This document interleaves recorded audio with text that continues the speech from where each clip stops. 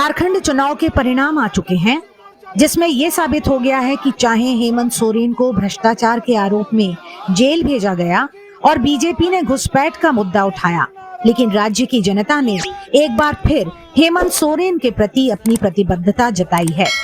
या यूं कहें कि भरसक कोशिशों के बावजूद भी बीजेपी चूक गई सत्ता पर काबिज होने से।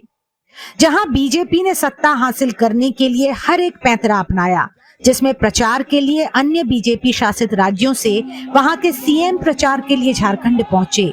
यहां तक कि खुद प्रधानमंत्री नरेंद्र मोदी और गृह मंत्री अमित शाह चुनावी सभाओं में पहुंचे, लेकिन फिर भी उनकी बातों और आश्वासनों को जनता ने गंभीरता से नहीं लिया और परिणाम एक बार फिर जेएमएम के पक्ष में पहुंच गया।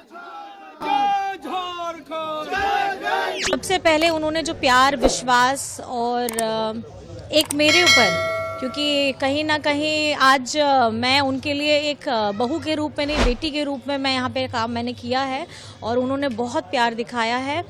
आज आपके माध्यम से बस मैं इतना कहना चाहूँगी कि गांडी की जनता हो, गिरिडीह की जनता हो, झारखंड की जनता हो, सबको मेरी तरफ से तहे दिल से मैं सबको बहुत बहुत शुक्रिया अदा करना चाहती हूँ और आभार करना चाहती हूँ और सबका प्यार और आशीर्वाद मिलते रहे, बस मैं यही कहना चाहूँगी। यहाँ सबसे खास बात ये रही कि हेमंत सोरेन का जेल जाना जेएमएम की राजनीतिक जमीन को और पुख्ता करने में मददगार साबित हुआ और ऐसे में उनकी पत्नी कल्पना सोरेन उभर कर सामने आई। इन 24 वर्ष में हमारी झारखंड की आबादी के लिए, हमारी महिलाओं के लिए, हमारी बिटिया के लिए, हमारी बहनों के लिए एक क्रांतिकारी। पूरे चुनाव प्रचार के दौरान कल्पना की ताबड़तोड़ चुनावी सभाओं ने बीजेपी की धड़कनें बढ़ा दी थी और बड़े बड़े दिग्गज नेता भी उनका तोड़ नहीं ढूंढ पाए और देखते ही देखते कल्पना स्टार प्रचारक बन गई।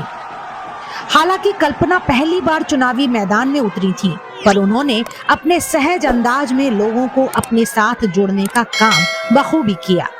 वो जहां भी पहुंची, उनके स्वागत में हर कहीं जन सैलाब उमड़ पड़ा।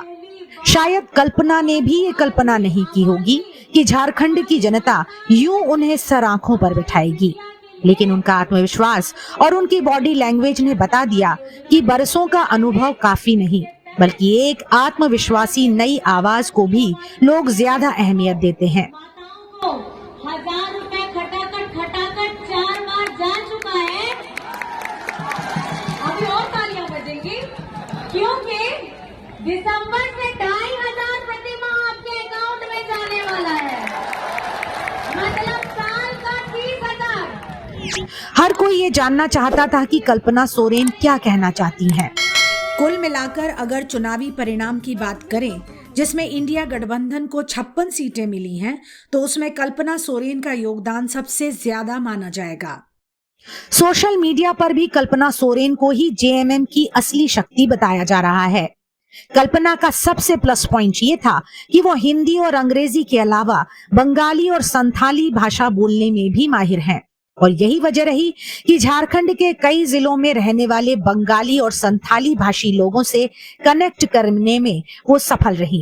ये यूपी नहीं है, ये झारखंड है, झारखंड।